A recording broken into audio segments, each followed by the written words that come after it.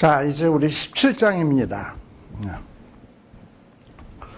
자, 가나안 땅에 들어가거든 어떻게 살아야 되는가? 아까 예물을 바치라 그랬는데 하나님 앞에 예물을 바칠 때 신경 써야 될 것, 흠이나 악질이 있는 우양이라고 되어 있습니다. 보통 뭐 이것을 흠과 악질을, 흠은 겉으로 볼 때 나타나는 결함, 악질은 눈에 띄지 않는 결함, 뭐 이렇게 뭐 나눠서 얘기합니다만, 이거는 어떤 예물의 모든 그 형태의 어떤 그 결함을 강조하는 이중적 표현이에요. 흠도 티도 없는 것, 혹은 흠이나 악질이 없는 것, 그러니까 온전해야 된다는 거지. 예. 자, 이런 거를 드리지 말라라는 거예요. 근데 만일에 이런 걸 드리게 되면 어떻게 되느냐? 내 하나님 여호와께 가증한 것. 이 가증이라는 말이 히브리어로 토에바라는 말인데 어떤 뜻이냐 하면 구역질이라는 뜻이에요. 가증이라는 것. 우리가 우리 사무엘서에도 나옵니다만 사람은 외모를 보거니와 하나님은 마음의 중심을 본다 그랬어요. 뭐 눈에 보이는 어떤 흠, 눈에 안 보이는 어떤 악질 같은 거는 우리가 알 길이 없잖아요. 그러니까 이제 겉으로 멀쩡하니까 드립니다만 드리는 사람은 대충 알 거야. 이놈은 오래 못 살 거. 에이, 내가 집에 갖고 있느니 뭐 소 한 마리 바치는 셈치고 이놈 바치자. 겉보기에 멀쩡한데 뭐 이렇게 내면 되지. 이러고서 이제 바칠 수 있단 말이죠. 그렇지만 우리 속의 중심을 보시는 하나님은 절대 속지 않는다 이 말이죠. 그런데 사람의 눈앞에 나는 이렇게 소 바친다 이러고서는 그걸 과시하면서 근데 실제 그 소는 흠이 있는 거라고 한다면 하나님이 볼 때 얼마나 괘씸하겠어. 그런 자가 바치는 예물이 얼마나 구역질이 나겠어요.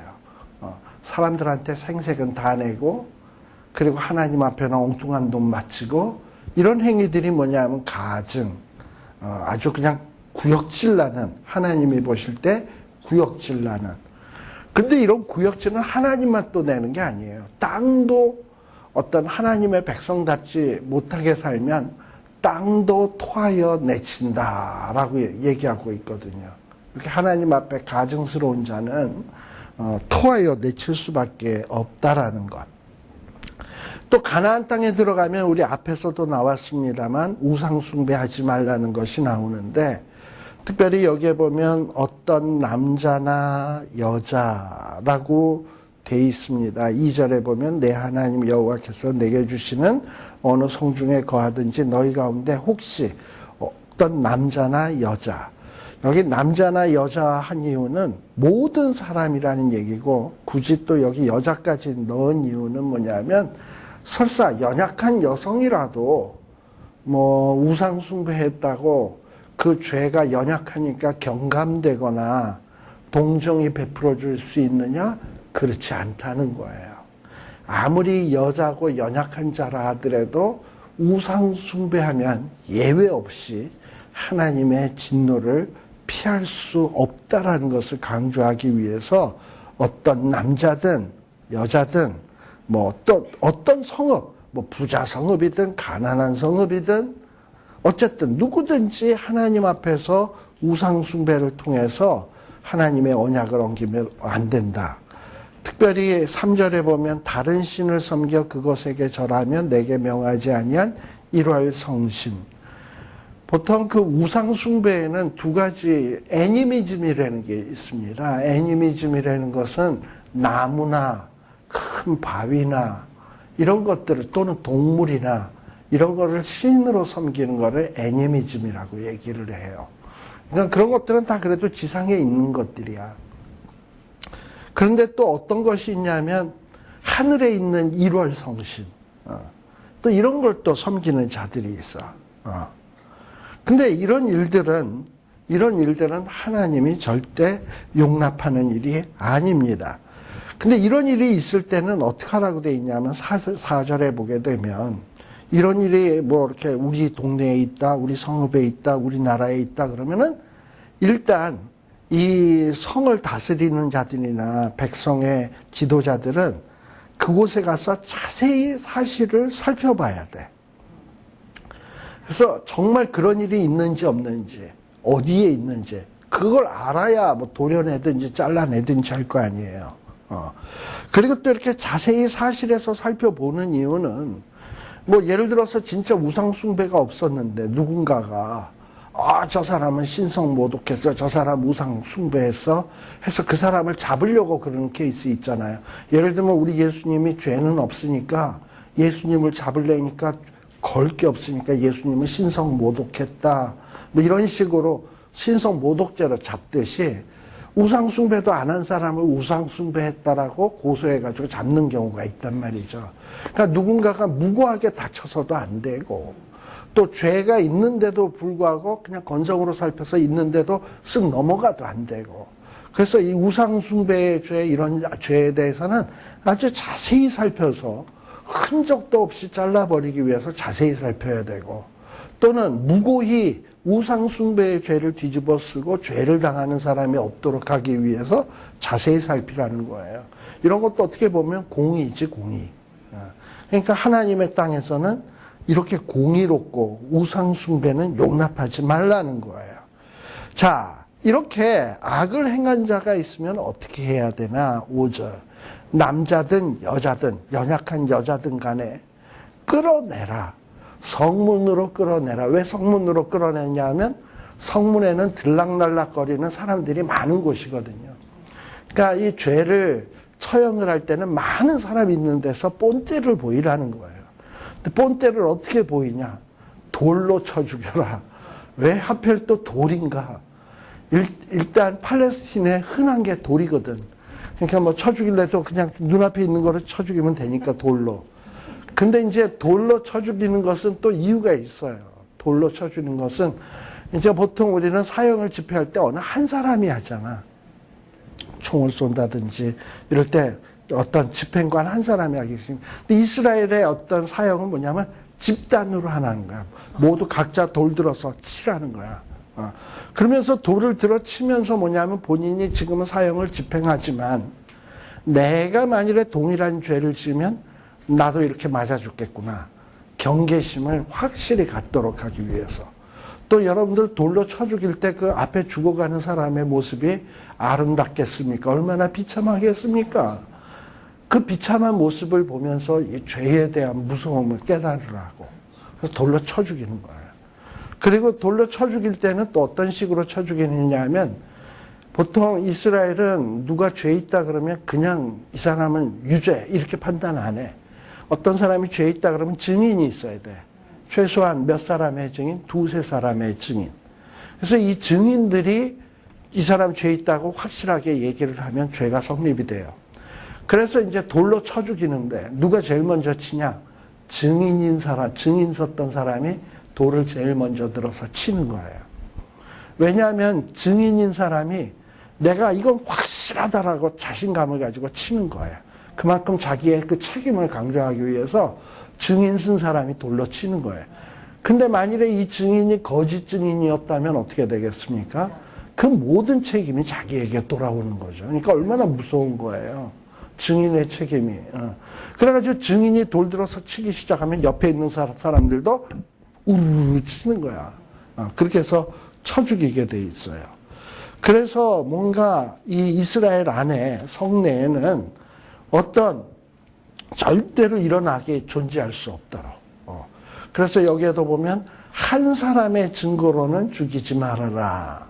반드시 두세 사람의 증인이 있어야 되는 겁니다. 그리고 7절에 보면 누가 먼저 손댄다?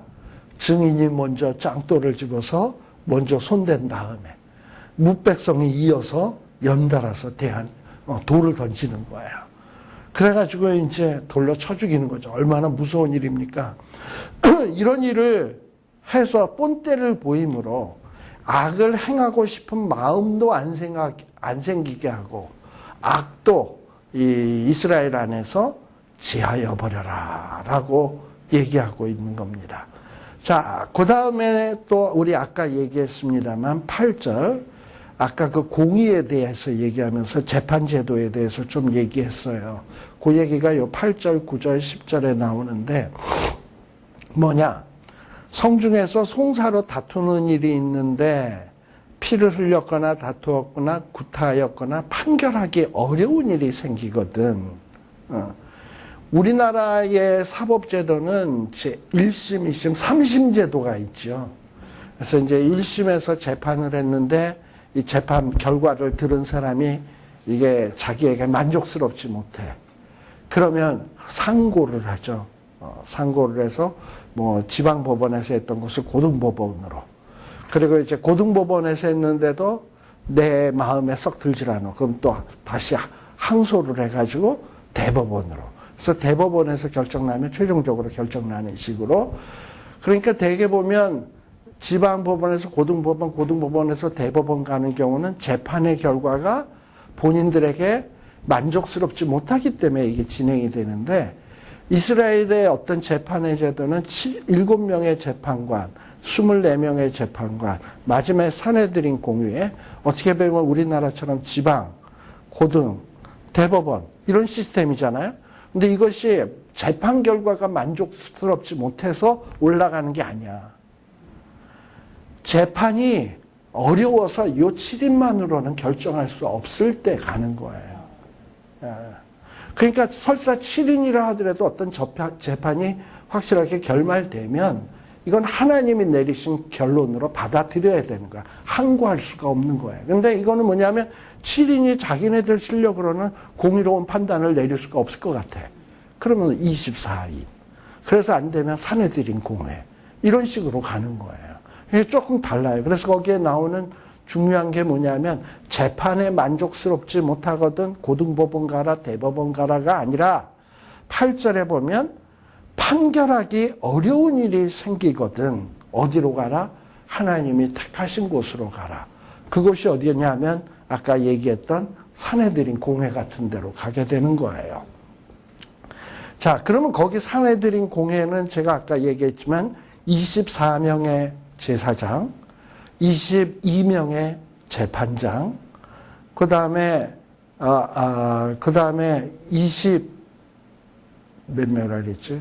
또 24명의 제사장, 24명의 재판관, 22명의 무슨 이런 학자들에 해당되는 사람들, 그래서 한 70명의 사람들이 모여서 이런 어떤 최종적인 판결을 하게 되어 있습니다. 그래서 뭔가 이스라엘 백성들은 철저히 하나님의 뜻대로 다스려지는 나라다라는 것을 누가 봐도 알 수 있도록 해야 되는 거예요. 11절. 곧 그들이 내게 가르치는 법률의 뜻대로 그들이 내게 구하는 판결대로 행할 것이요. 그들이 내게 보이는 판결을 어기어서 좌로나 우로나 치우치지 말 것이니라 라고 되어 있습니다. 근데 이것이 참 악용됐던 때가 있는데 중세시대 때 우리 그 중세시대 때는 교황 뭐 이제 이런 자들이 있어가지고 자기네 뜻에 못마땅하면 교황이 중심으로 된 종교회의를 거쳐서 사람을 함부로 죽이기도 하고 마녀 사냥식으로 그냥 이루기도 했잖아요. 근데 지금 여기에서의 이 재판은 철저하게 뭐냐면 하나님의 율법에 근거한 하나님이 통치하시는 그 나라에 근거한 그것이지 어떤 교황이나 어떤 지도자들에게 사람을 죽이고 살릴 수 있는 권한을 주었다는 게 아니에요. 근데 사람들이 이런 어떤 본래의 의도를 망각하고 2절에 보면 만일 천자의하고 개역개정에는 천자의가 뭐로 나옵니까? 무법하게.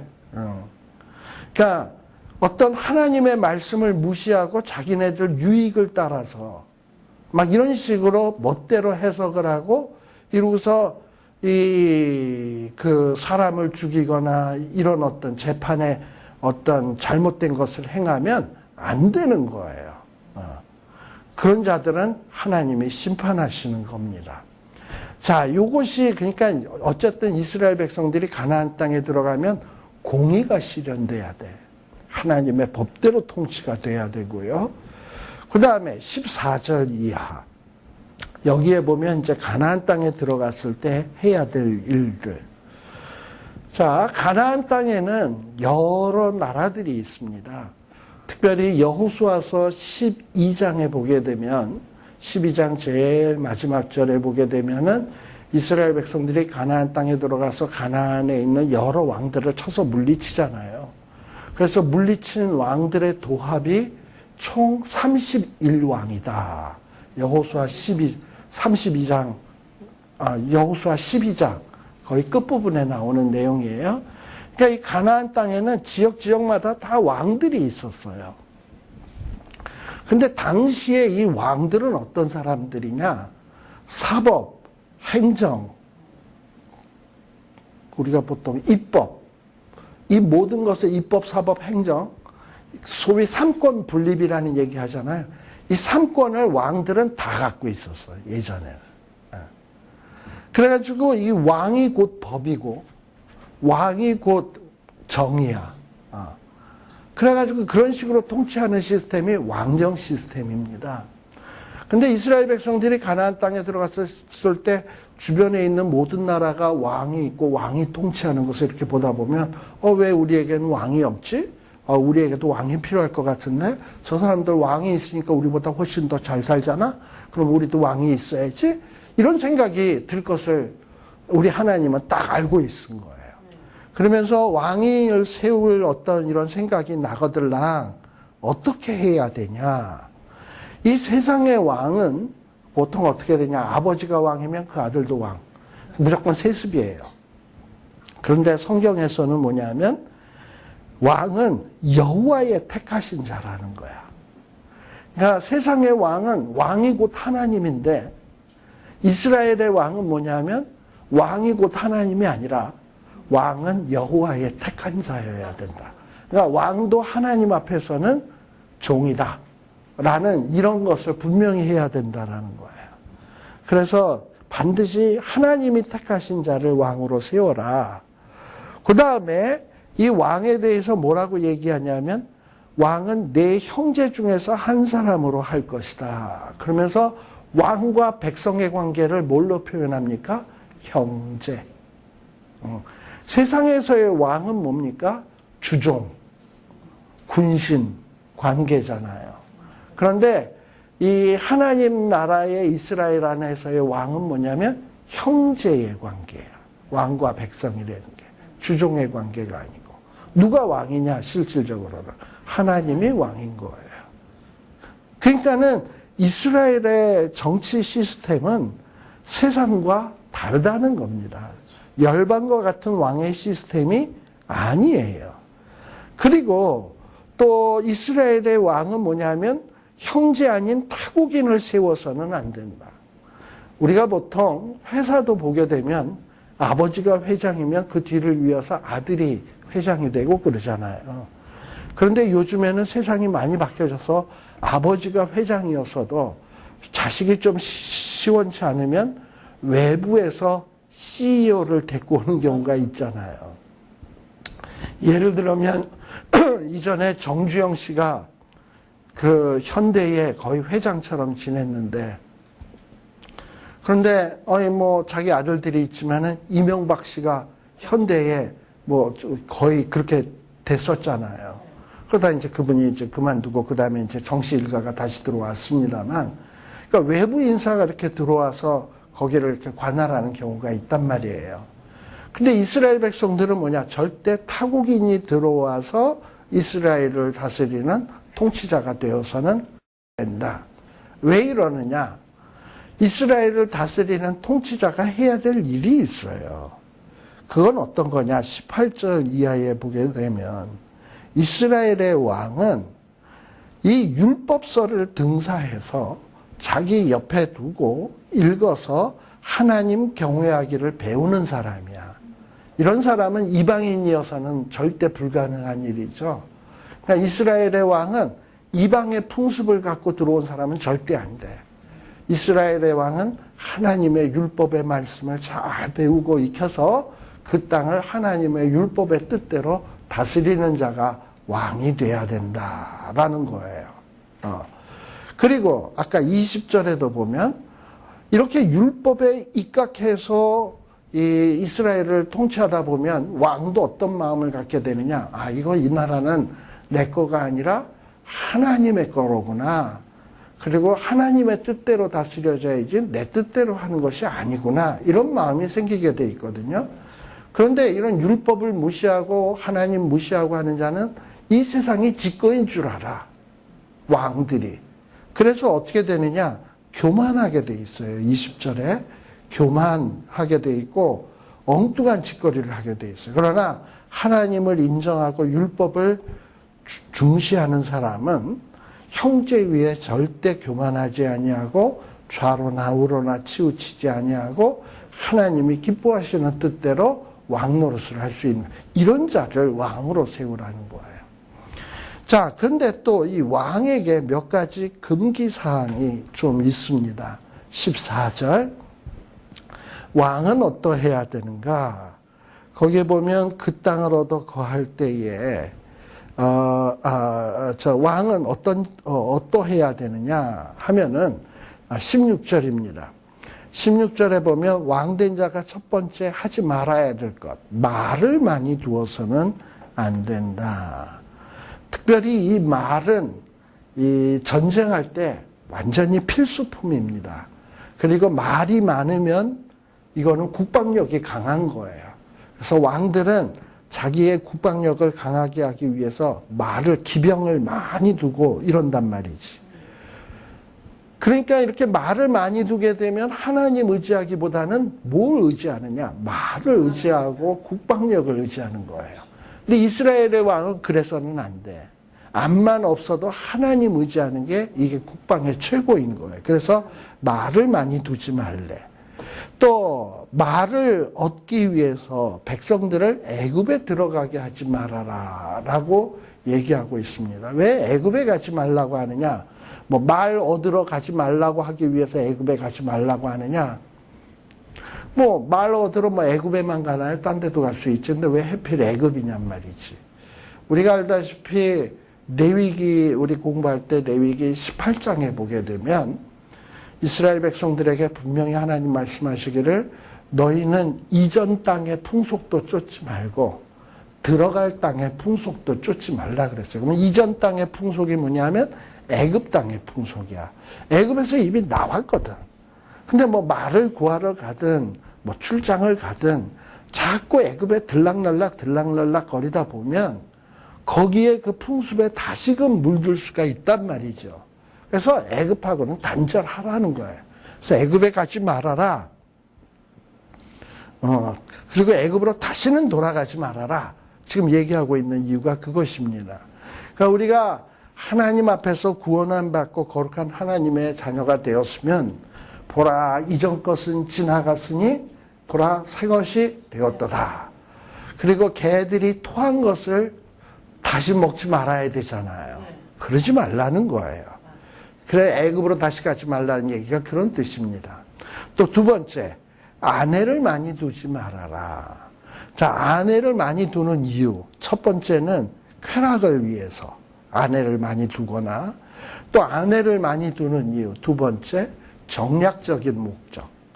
그러니까 주변 나라와 전쟁을 안 하려니까 주변 나라와 사돈관계를 맺으면 전쟁을 안 할 거 아니에요. 그러니까 주변 나라에 있는 여자들을 그 높은 그 왕의 딸들을 자기 부인으로 삼으면 아이 사위 나라를 어떻게 쳐 이러고선 아내들을 많이 두는 거예요. 그러니까 쾌락을 위해서 아내를 많이 둬도 이거 좋은 것 아닌 거고 하나님 의지하지 아니하고 정략적으로 아내를 많이 둬서 인간적인 방법으로 평화를 얻으려고 하는 것도 문제인 거예요. 그러면 이렇게 아내를 많이 두다 보면 아내들이 이방 여자들이 괜히 오냐. 그리고 또 아내를 많이 둔다라는 것은 또 어떤 문제도 있냐면 하나님의 창조의 원리를 어긴 거야. 하나님의 창조의 원리는 뭡니까? 일부일처 아닙니까? 근데 아내를 많이 둔다는 건 그런 걸 무시하는 거지. 이런 일 하지 말라는 거예요. 또 은금을 자기를 위해서 많이 쌓지 말아라. 은금을 쌓지 말아라. 보통 이것도 당연한 거죠. 은금을 많이 쌓으면은 자연히 거기에 의지하게 돼 있고 그것이 힘이 되고 하나님 의지 안 하기 때문에 그래서 절대 은금을 많이 쌓지 말아라. 그래서 가나안 땅에 들어가면 이스라엘의 정치 시스템도 세상과는 달라야 된다는 거예요. 이 정치 시스템 자체가 뭘 하나님 의지하는 시스템으로 가야지 어떤 세상 왕의 시스템으로 가서는 안 된다라는 것을 분명히 보여주는 내용입니다. 자, 근데 지금 요 17장 14절 이하에는 어떤 정치에, 그러니까 뭐, 입법, 사법, 행정에 해당되는 부분의 내용입니다. 그죠? 어떻게 보면. 자, 그런데 18장에 들어서게 되면은, 자, 아까 왕에 대한 얘기가 나왔으면, 요 18장에는 뭐에 대한 얘기가 나오느냐 하면, 제사장에 대한 얘기가 나와요. 이스라엘에 있어서 중요한 3대 지도자가 있다면 첫째는 왕일 테고 두 번째는 제사장일 테고 또 하나가 있다면 뭐냐면 선지자가 있습니다. 그래서 이런 자들은 특별히 기름 부어서 보통 그 성직을 맡기곤 해요. 왕의 직, 제사장의 직, 선지자의 직을 맡겨요. 자, 그런데 14절 이하에 나오는 왕도 기름 부어 세우는 종이고 14장 1절에서부터 나오는 제사장들도 뭐냐면 기름 부어 세우는 종이고 그 다음에 쭉 넘어가서 어디에 나오느냐 하면은 15절 이하에 보게 되면 내 하나님 여호와께서 너희 중에 내 형제 중에서 나와 같은 선지자 하나 그러면서 선지자에 대한 얘기가 또 나와요. 그래서 어떻게 보면 요 17장과 18장에는 그리스도에 해당되는 사람들이 다 나와. 제사장, 왕, 선지자. 이런 자들은 어떠해야 되는가? 이런 자들의 이 운영을 어떻게 해야 되는가에 대한 얘기가 지금 요 17장과 18장에 나오고 있습니다. 자, 근데 이 17장과 18장에 나오는 왕, 제사장, 선지자, 이스라엘 백성들이 그 모세 때는 왕, 제사장, 선지자의 직을 누가 다 했냐? 모세 혼자서 거의 다 했어요. 제사장에, 물론 이제 모세 때에 아론이 있긴 했습니다만, 아론이 세워지기 전까지는 모세가 곧 제사장이요, 모세가 곧 왕이요, 모세가 곧 선지자였어요. 그래. 그러다가 이제 세월이 지나면서 이제 제사장 제도가 분리가 되죠. 왕과 제사장, 지도자와 제사장, 사사와 제사장, 뭐 이런 식으로 행정과 종교가 좀 분리되는 듯한. 그러던 것이 이제 나중에 또 지나가면 선지자가 또 생기게 되죠. 그러다가 이제 제일 마지막에 가면 누구에게 가느냐 하면 우리 예수님에게 가면 또 예수님이 혼자서 왕, 제사장, 선지자를 다 해요. 근데 왕, 제사장, 선지자가 분리되어 있을 때가 왕정시대 아닙니까? 왕이 있고, 제사장이 있고, 선지자가 있는데, 가장 이상적인 왕의 모습은 무엇인가? 17장 14절 이하, 아까 왕이 하지 말아야 될 것, 해야 될 것 소개해 줬잖아요? 진정한 왕은 그래야 돼. 그런데 이스라엘 역사 속에 보면 이런 왕이 있었다, 없었다? 없었다. 또 18장 이하에 보면 이스라엘의 제사장 제도가 잘 이어지기 위해선 이 법이 지켜져야 돼. 근데 이 법이 이스라엘 역사 속에서 제대로 지켜진다, 안 지켜진다? 안 지켜진다. 그 다음에 선지자도 여러 선지자들이 있었지만 예수님만큼 완벽한 선지자가 있다, 없다? 없다. 어떻게 보면 17장과 18장에서는 이스라엘 역사를 염두에다 두고 제사장은 어때야 되는가, 왕정은 어때야 되는가, 선지자는 어때야 되는가 미리 암시해 주고 있는 거예요. 그래서 이스라엘의 이후의 역사서를 볼 때 왕이 어떠했지? 그리고 17장과 비교해서 왕들의 모습을 비교해 보셔야 돼. 또 제사장의 제도는 어떻게 운영되었지? 제대로 됐나? 18장에 근거해서 비교해 보셔야 돼. 또 선지자는 어떠했나? 17장을 보고서 백성들과 선지자의 관계를 살펴보셔야 돼요. 자, 그런 면에서 이 17장과 18장을 뒤에 나오는 성경과 연관해서 봐야 된다는 얘기예요. 자, 그런데 18장에 보게 되면 제사장에 대해서 뭐라고 얘기를 하냐. 우리가 알다시피 제사장은 레위지파 소속입니다. 그리고 이 제사장과 레위지파는 18장 1절에 보다시피 어떻다? 분깃도 없고 기업도 없다. 그러니 뭔가 백성들이 관심을 갖지 않으면 이 제사장과 레위인들은 어떻게 되느냐? 홈리스가 되는 거예요. 완전히 굶어 죽는 거예요. 그래서 하나님께서는 레위인과 이 제사장들에게 어떤 그 삶을 보장을 해 주셨어요. 어떻게 보장을 해 주셨냐? 제사장들은 하나님 앞에 드리는 화제물과 그 기업을 먹어라. 우리가 화제물에는 뭐가 있냐면 번제가 있고 뭐 또는 속죄제가 있고 화목제가 이런 게 불로 태워드리는 제사를 다 화제라고 얘기를 합니다. 근데 화제라고 다 먹을 수 있는 게 아니에요. 번제 같은 경우에는 다 홀딱 태워드리게 돼 있잖아. 물론 가죽은 벗깁니다만 나머지는 홀딱 다 태워 먹는 거예요. 그렇다고 뭐 가죽은 먹어요? 먹지 못하잖아요. 그런데 속죄제물 같은 경우에 뒤에 넓적다리, 가슴살 이런 거는 먹도록 돼 있어요. 이걸 누구 주게 돼 있냐? 제사장 주도록 하나님이 딱 보장을 해 주셨어요. 그리고 하나님께서 보장이 된다라는 것을 2절에는 뭐라고 표현했냐?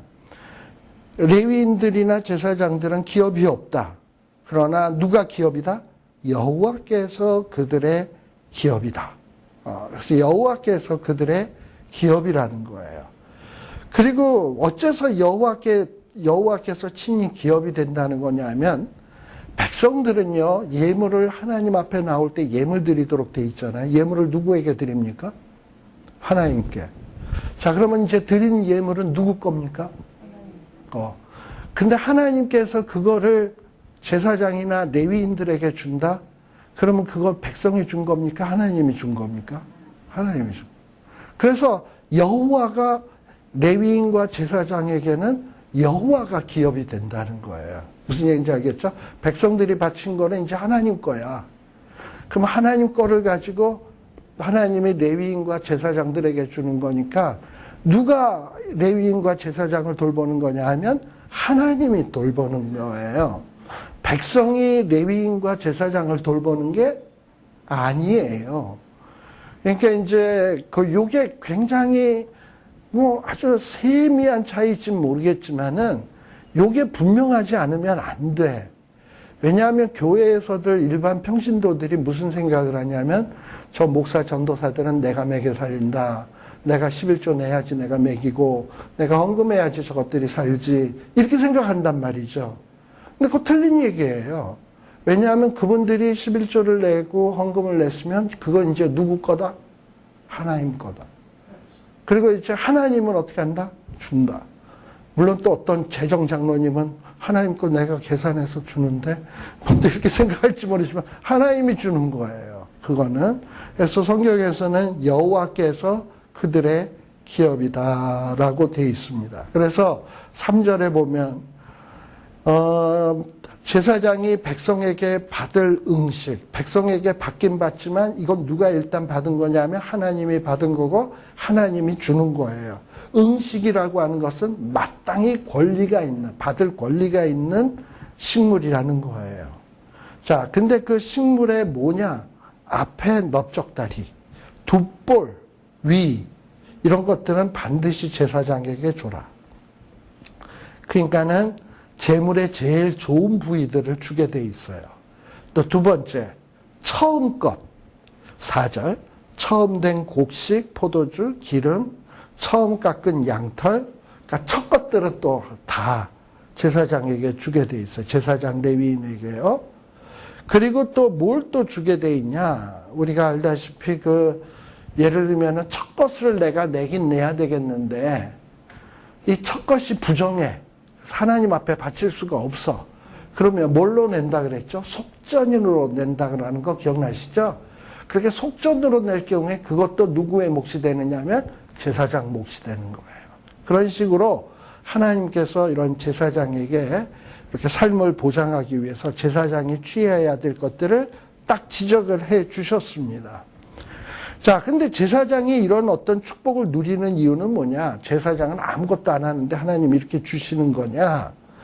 여기 보면은 5절에 보게 되면 이 레위 사람과 제사장 자손으로 영영이 여호와의 이름으로 서서 섬기게 하셨습니다.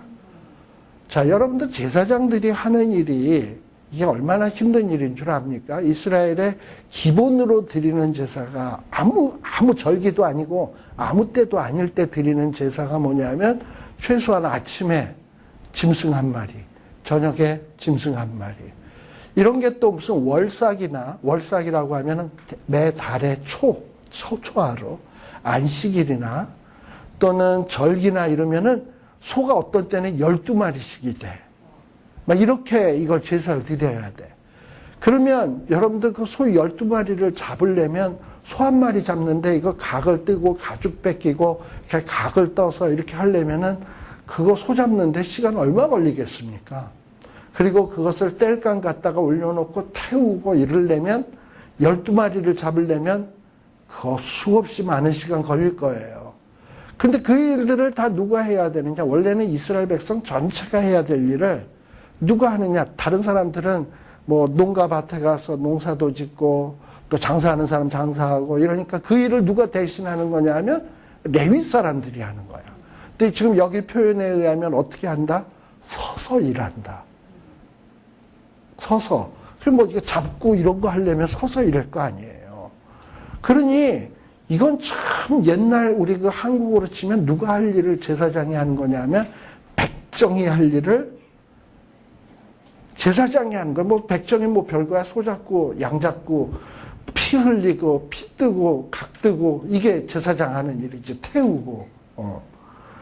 그러니까 이런 일을 수고하는 이런 제사장들에 대해서 하나님이 보장을 해 주시는 겁니다. 이 삶을.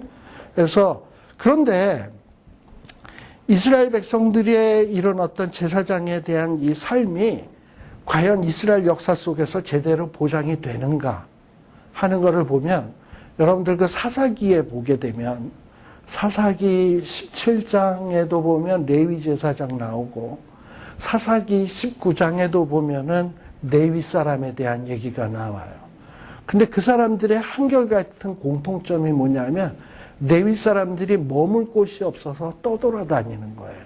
그래서 17장에 나오는 레위 사람은 미간의 집에 개척교회 할 때 개척교회 목사로 들어가고, 그리고 저기 그 또 19장에 나오는 레위인은 뭔가 전혀 레위인답지 않은 모습을 보여. 첩사모님이 계시고 첩사모님이 사고 치니까 그거 데리러 가고 또 묵을 데가 없어서 유리하고 이런 모습이에요.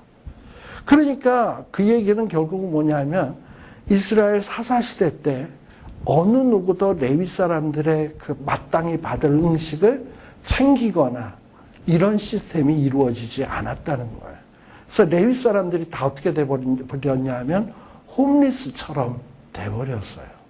그러니까 레위 사람들이 정말 거룩한 제사장이나 거룩한 하나님의 일꾼들이어야 될 사람들이 어떻게 보면 무슨 장사꾼이나 사기꾼식으로 전락돼가는 이런 어떤 모습을 보여주는 게 이스라엘 역사 속에서의 모습입니다. 그러니까 뭔가 제대로 된 제대로 된 어떤 이런 역할들이 제대로 이루어지지 않고 있다는 거예요.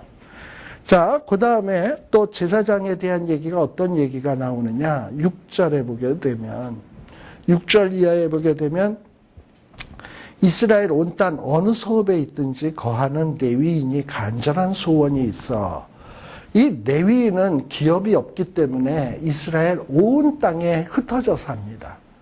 우리가 잘 알다시피 이스라엘에는 도피성이라는 게 있어요. 도피성. 요단 동편에 세 군데. 제일 북쪽, 중앙, 남쪽.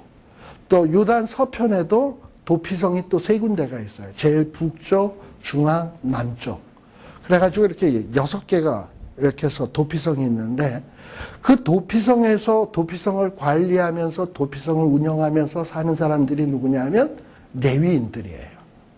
그리고 그 도피성은 이스라엘 전체의 땅에 이렇게 다 흩어져 있기 때문에 도피성을 중심으로 레위인들이 살면서 그 주변에 있는 지역에 있는 이스라엘 사람들에게 말씀을 가르치고 그들에게 말씀으로 살도록 하는 이런 말씀 가르치는 책임들이 레위인들에게 있었습니다. 그러니까 레위인들이 예루살렘에만 있는 게 아니에요. 예루살렘에만 있는 레위인들은 소수고, 왜냐하면 예루살렘에서 드리는 제사를 돕기 위해서 필요한 레위인들이고, 나머지 대부분의 레위인들은 이렇게 흩어져 살게 돼 있어서 총 48개 성읍이 있습니다. 레위인들을 위한 성읍이. 그런 데서 흩어져 살면서 백성들을 말씀으로 올바로 인도하는 책임을 가진 것이 이 레위인들의 책임이었습니다. 근데 그러다 보니까 지방에 있는 레위인, 예루살렘 수도 중심부에 있는 레위인, 그러다 보면 지방에 있는 레위인들은 이 예루살렘으로 가고 싶은 마음이 생길까요? 안 생길까요? 시골에서 개척교회 하는 목사님, 도시에서 빵빵하게 목회하시는 목사님, 그러면 어디로 가고 싶을까요? 제가 도시로 가고 싶죠. 아마도 이런 사람들이 생겨난 것 같아. 근데 지금 이 성경에서 말하는 얘기는 그런 얘기가 아니에요. 여기에 보면은 뭐라고 돼 있냐면은, 레위인이 간절한 소원이 있어 그 거한 곳을 떠나 여호와의 택하신 곳에 이르면, 그러니까 여호와의 택하신 곳으로 가려고 하는 간절한 소원이 있어. 근데 그 간절한 소원이 뭐냐? 내가 이 개척교회를 탈피하고 중앙에 가서 뛰어야지, 이런 소원이 아니고, 우리 시편에 보면은 내가 여호와의 궁전을 사모하며 뭐 제비도 드릴 곳이 있고 뭐 이러면서 나오는 얘기 있죠. 그래서 하나님의 성전에 문지기로 있는 것이 좋사오니, 그냥 하나님과 함께하고 싶은 그 소원이 간절해가지고 지방에만 있는 게 아니라 하나님의 성전에 문지기라도 좋으니 난 그곳에 가서 일하고 싶다 해서 그런 간절한 소원이 있을 때 하나님은 뭘 허용하셨냐면 지방에서 중앙으로 이동하는 것을 허락을 하셨어요. 그래서 이렇게 허락을 하셨고, 그리고 중앙으로 오게 되면 중앙에 있는 사람들은 보통 이제 뭘 부릴 수 있냐면 텃세를 부릴 수 있잖아. 저 지방에서 온 것이. 저 뭐 굴러온 돌이 박힌 돌 파낸다고 이러고서 막 그냥 괜히 왕따 시키고 다시 지방으로 내려갈 수 없도록 이렇게 핍박을 하고, 또 받는 사례금도 중앙에서 일하는 사람, 시골에서 일하는 사람 차별을 두고 뭐 이러기가 쉽잖아요. 근데 우리 하나님께서는 뭐냐? 이렇게 지방에서 온 사람이라 할지라도 여호와의 택하신 곳에 이르면은 어떻게 해야 되냐? 7절. 모든 레위인과 일반으로 그 하나님 여호와의 이름으로 섬길 수 있나니 그 사람의 음식은 그들과 같을 것이요 그의 상속의 산업을 판도 이외에 그에게 속할 것이니라. 그러니까 무슨 얘기냐면 모든 대우를 똑같이 해줘라. 음식도 똑같이, 그리고 하나님 섬기는 일도 똑같이. 그래서 뭔가 이스라엘의 제사장이나 레위인들은 중앙에 있는 자라고 특권층, 지방에 있는 자라고 특권층의 반대가 뭐죠? 안특권층. 뭐 이런 식으로 이렇게 차별을 두어서는 안 되고 모두가 평등하다는 거야. 하나님께서 이렇게 하신 이유는 중앙이 너무 오래 있다 보면 부패할 소지도 많으니까 이렇게 지방에 있는 사람들이 들어와서 똑같이 일할 수 있는 기회를 허용한 것 같아요. 자, 그런데 이런 것들이 과연 이스라엘 역사 속에서 제대로 지켜지냐? 안 지켜지는 거예요. 그러다 보니까 중앙성소에 있는 제사장들이 타락하고 그 자기네들의 중앙성소에 있는 그 제사장직을 내놓지 않기 위해서 갖은 곤모술수들을 다 쓰는 거예요. 정치인들과 결탁하고 이러면서. 이게 어떤 이스라엘의 모습입니다. 그러니 하나님이 지정하신 제도대로 제대로 되지 않으면 이스라엘 나라는요, 붕괴하고 망하고 부패하게 될 수밖에 없는 겁니다. 자, 다음 시간에 요 신명기 18장 9절에서부터 좀 살피도록 하고 시간이 다 되어서 오늘은 요쯤은 마치도록 하겠습니다. 기도하겠습니다. 하나님 아버지 감사합니다. 또 오늘 이런 신명기의 말씀들을 통해서 하나님의 백성들이 자유함을 얻어서 하나님이 주시는 축복의 땅에 들어갔을 때 그저 잘 먹고 잘 사는 것이 아닌 그들이 해야 될 일이 무엇인가에 대해서 살피었습니다. 아버지 하나님, 우리도 주님을 믿고 주님의 자녀가 된 것 감사드립니다. 그러나 이것이 전부임이 아님을 우리들이 기억하게 하여 주시옵소서. 늘 하나님의 은혜를 기억하며 온전한 예배를 드리며 이 땅에 공의가 이루어지게 하며 세상과 다른 하나님이 기뻐하시는 제도와 또 여러 가지 시스템으로 이 세상을 정복해야 될 의무가 있다는 것을 기억하게 하여 주시옵소서. 그래서 주님께서 생명을 허락하신 그날까지 이 일에 우리가 힘을 다하며 최선을 다하는 저희들이 되게 하여 주시옵소서. 예수님 이름으로 기도드리옵나이다. 아멘. 마치겠습니다.